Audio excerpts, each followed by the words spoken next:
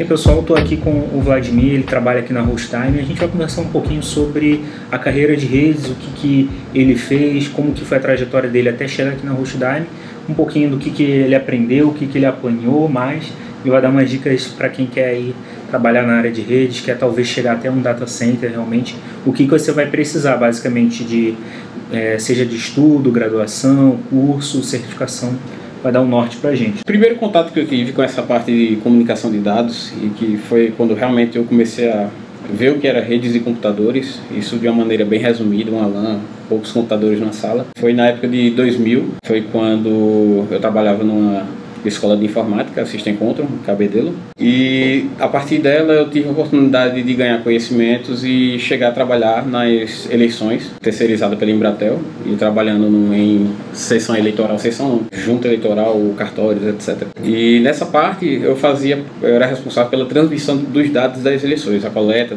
das informações das urnas, fazia transmissão para o TRE e para o TSE. Esse tipo de trabalho se repetiu também em 2002, e depois de um certo período eu fiquei isolado da parte de telecom até voltar a ter um contato com um provedor tele, próprio daqui de João Pessoa. E a partir de final de 2005 até 2019, toda a minha carreira foi dentro de um provedor, onde eu cheguei e comecei do zero, suporte presencial na casa de usuário de internet. Eu tive a oportunidade de ter contato com equipamentos, tecnologias de transmissão que você não consegue ver um curso superior, né? Sim. Então, assim, os laboratórios eram bem limitados. Hoje em dia você já consegue ver ambientes bem estruturados, mas no tempo, em 2005 até 2007, não. Nesse período de 2007 para 2009, então, eu iniciei o curso superior de redes de computadores e eu comecei a focar na parte de certificação Cisco. Então, o Cisco, para quem é da área de tecnologia de redes, sabe que há quem pense o contrário, mas assim... É a principal, praticamente. É uma das maiores, se não for a maior fabricante de equipamentos de rede do mundo. É uma referência. É claro que tem outras grandes também. Também não quero dizer que eu sou defensor Cisco, tá, pessoal? Mas assim, na tele eu tive a oportunidade de ter acesso a equipamentos que você não tem em nenhum lugar. Então acabou sendo uma escola para mim. Tive a oportunidade de aprender em bancada sobre comutadores, roteadores, rádios de transmissão de dados digitais de longo alcance. Então, durante um certo período lá, uns mais de 5 anos aí, a tele, o backbone dela era todo com rádio de longa distância e homologado pela Anatel os projetos. No meio de 2019 eu já estava há um tempo na engenharia e envolvido com projetos. E apareceu essa oportunidade para mim na Hostime aqui de assumir a parte de redes, então gerenciando a conectividade WAN, apesar da gente ter também assim um contato com a LAN, porque queira ou não, é uma infraestrutura de rede. O data center ele oferece espaço para você vender serviços, hospedar servidores, mas para eles estarem disponíveis tem que ter a parte de redes saudável, né? E aí na Hostime eu estou conseguindo dar continuidade com tudo que eu aprendi na tele. Então eu vou dizer que são 21 anos agora, né? Desde 2000 até agora, então tenho 21 anos aí de contato com redes e computadores. E para quem almeja trabalhar nesse tipo de setor, né? Que é um segmento de redes, quando você vai falar sobre vou fazer um curso de sistema da informação, vou fazer um curso de redes e computadores, vou fazer ciência da computação, você tem que pensar primeiro para onde você quer seguir, porque na área de tecnologia tem diversos setores. Se você quer seguir para a área de redes, que é o que eu posso falar, então primeiro é focar em estudo, laboratórios. Hoje em dia tem diversos simuladores, emuladores. Isso, correto. Tem simuladores que antigamente o pessoal ficava limitado ao proprietário da Cisco, então o Packet Tracer. Aquilo ele prepara você para a primeira certificação do CCNA, mas se você for sair dessa parte em diante, ou então se você for se certificar com roteadores ou suítes da Juniper ou da Huawei, você tem que correr para um ambiente que seja um simulador e que você possa emular todos os comandos e você aprender sobre aquilo. Não se limita somente a isso, é um esforço que tem que ser feito. Uma vez o professor meu na faculdade falou, disse: olha pessoal, se vocês não quiserem aprender inglês, se vocês não derem murro em ponta de faca dizendo assim, olha, isso é difícil, mas eu preciso aprender isso aí. Todo livro de tecnologia, toda fonte, a maioria delas, todo o conteúdo que você vai precisar trabalhar, pesquisar e levar para estudo para certificação e entrar no mercado de trabalho, ele vai estar em inglês. E nem sempre a tradução é a melhor coisa do mundo. Ela não chega a ser fiel. Então, quem é da área sabe até que tradução fajuta, ele atrapalha. Uma tradução ao pé da letra, ele atrapalha mais do que ajuda. Então, eu tive essa experiência justamente com o CCNA. Que quando eu fiz a minha certificação em si, eu estudei ela toda para inglês realmente, só que até então tinha ainda o idioma em português na certificação. Sim. Aí todo mundo questionando, por que não tem português? Por que não tem português? Aí a gente começou a parar para analisar os dumps das provas e tudo mais e via assim, umas questões horrendas, assim, a tradução horrível. Então realmente quando você pegava ela toda em inglês e ela traduzida, você olhava assim, faz mais sentido eu tentar ler em inglês e conseguir entender do que realmente no traduzido ali em português muito mal. Às vezes te fazia até inclusive errar a questão porque foi mal traduzido, né? Não é bem válido. Há quem chame de pegadinha, quando a pessoa confiou na tradução e há quem chame de pegadinha. Exato. Quando eu fiz a certificação, a primeira certificação da Cisco, ela foi em português, e tranquilo. Mas eu comecei a me esforçar e a comprar livros somente em inglês e, assim, o primeiro livro para eu terminar de ler ele foi justamente do BGP da O'Reilly. Era ele de um lado e um tradutor para me ajudar somente com algumas palavras. E aí quando eu consegui terminar de ler esse livro,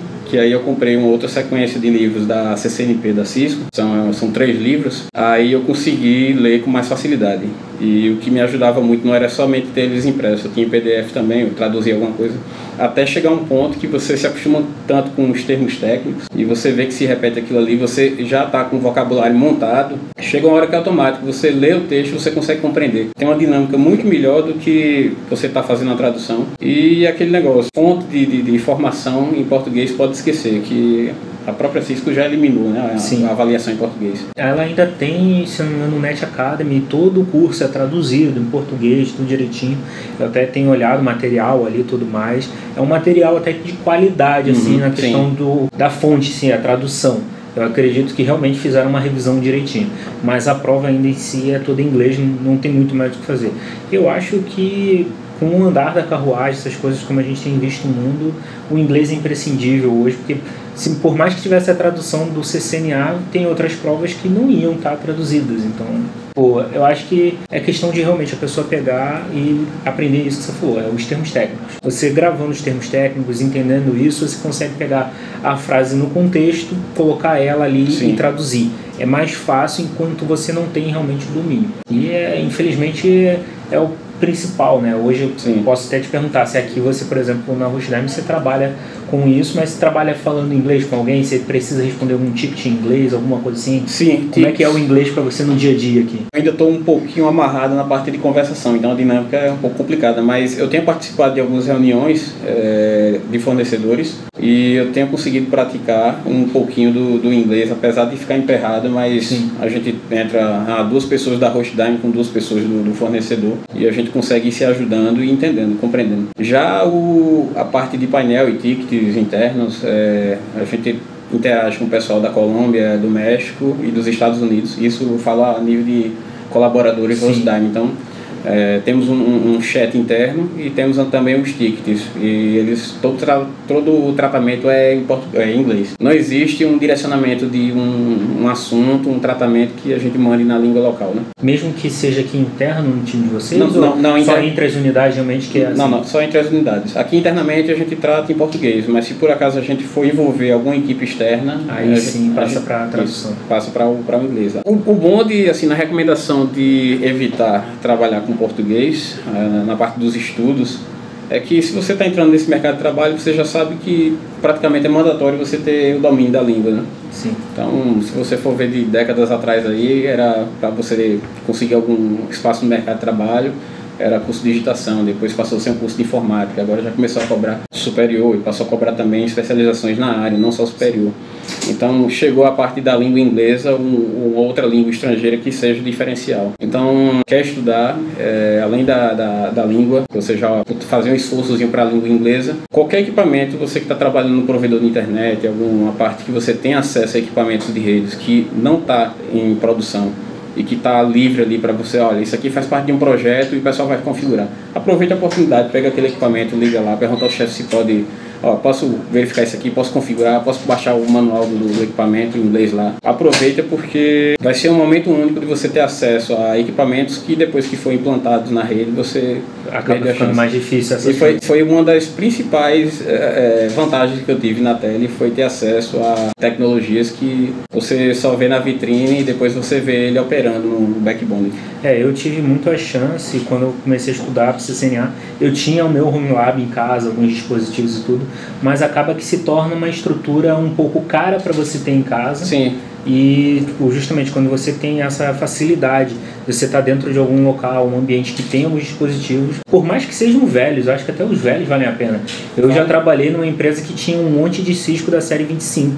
Então tinha roteador 2514, 2501, 2601, 1721, 1750. Tinha de tudo quanto é velho. A gente já nem utilizava mais. Mas eles serviam justamente para o quê? Para você ter mais ou menos ali uma ideia de como que mexe com o iOS, como é que funciona, como é que não funciona, como é que é as conexões na parte de trás também, eu acho que é super importante. Sim, sim. Que você, quando está trabalhando num simulador, no emulador, você não vê essa parte por trás, né? Você não sabe como é que é a conexão fisicamente. Aí você chega num cliente, tá, eu tenho que conectar na porta console do dispositivo, tá, onde é que é a porta console? Será que é uma dessas 48 que tem aqui na frente, é uma atrás, onde é que é? Porque não tem, você está acostumado só a clicar ali em cima do equipamento e já abriu o console ali para você, né? Então acho que é muito válido realmente ter essa vivência dentro da empresa. Você tá o material na frente, você tá tocando, você tá vendo, é isso aqui que tá ativando. Um simulador, tem gente que se acostuma com aquilo, só faz um linkzinho no equipamento. Mas se você tem acesso físico ao equipamento, você vai até se deparar com problemas de cabeamento, de falha de comunicação. Agora essa questão de falha que você me falou me lembrou até de uma entrevista que eu fiz uma vez. Eu estava na empresa, a gente foi fazer a parte prática, aí tinha um problema no dispositivo, só que o problema era só a senha que o usuário, o dono do dispositivo não sabia. Então eu tinha que ir lá, quebrar aquela senha e inicializar o dispositivo direitinho. Tudo perfeito. Só que quando eu liguei o equipamento, ele não bootava de jeito nenhum. Ele não entrava no boot normal, ele entrava em ROM e tinha algum problema ali que eu tive que descobrir qual era o problema. Da época eu não me lembro exatamente, mas era alguma coisa de config register. Aí eu fui e resolvi isso, aí ele bootou. Aí eu vi que realmente o problema que queriam que eu resolvesse era a questão da senha, que estava com senha e não tinha, ninguém sabia a senha. Aí acabou que aconteceu que eu, conversando depois com o avaliador da prova, né, ele conversou comigo e falou, não, realmente era só a senha que a gente queria que você quebrasse. Eu falei, mas ele também estava botando em ROM, então isso. E isso você não vai ver nunca no emulador, você vai ver na vida real realmente, que tipo, eu acho que não tem como emular diretamente você entrando no ROM de um dispositivo, talvez só realmente com configuração de registro ali, não sei, nunca parei para tentar, né?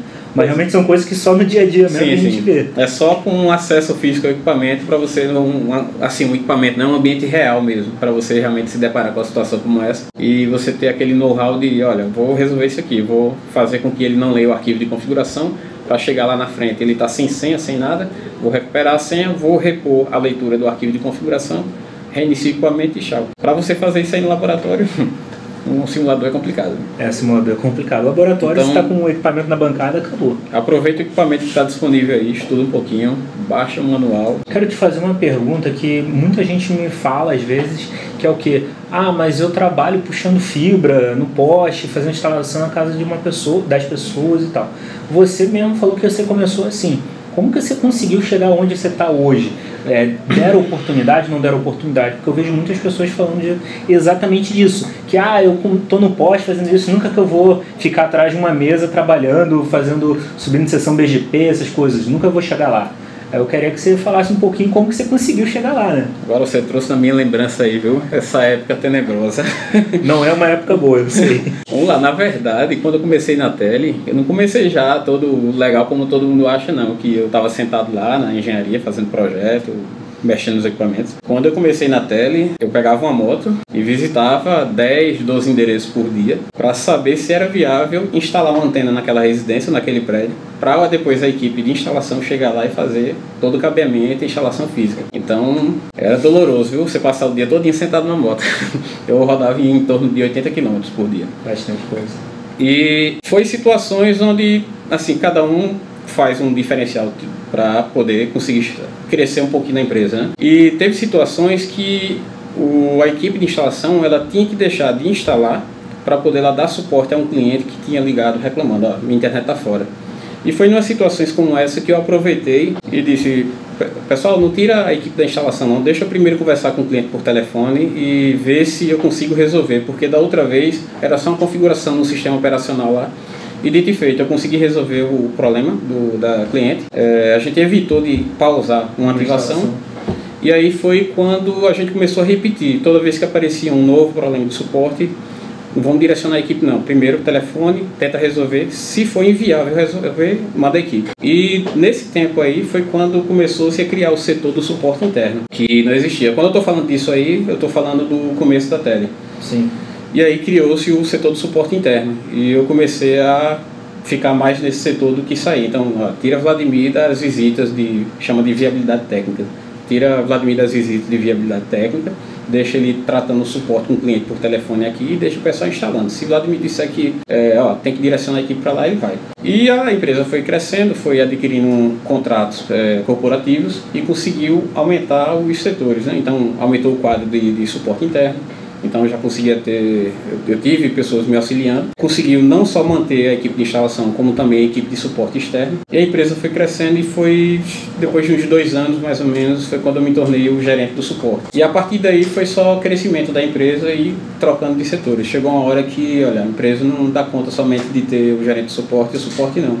A gente precisa planejar a expansão de rede e eu como gerente eu não conseguia dar conta de gerenciar uma equipe interna, às vezes gerenciar uma equipe externa e também ainda fazer projetos e viajar pela empresa para São Paulo, para Rio Grande do Sul, para poder ver formas de expandir a rede. Então criou-se o setor de engenharia e aí esse setor foi mantido aí por mim e outro analista e o suporte técnico passou a ter outro gerente. Então do começo, que o pessoal não conhece, muita gente que assim, vê assim, Vlad trabalha com Link One, Vlad mexe com BGP, ele cuida dos circuitos da Hostdime, ele gerencia João Pessoa em São Paulo, ele entra em contato com o pessoal da Hostdime Estados Unidos. Mas o meu começo foi um começo que não, se você for ver, não tem nada de técnico na área de redes. Sim. Apesar de eu ter um conhecimento em 2000 e 2002 de redes locais e de transmissão, mas quando eu entrei na Tele, eu era somente um motoboy fazendo uma visita na residência. Você podia instalar ali, tinha visada, coisas assim. Mas antes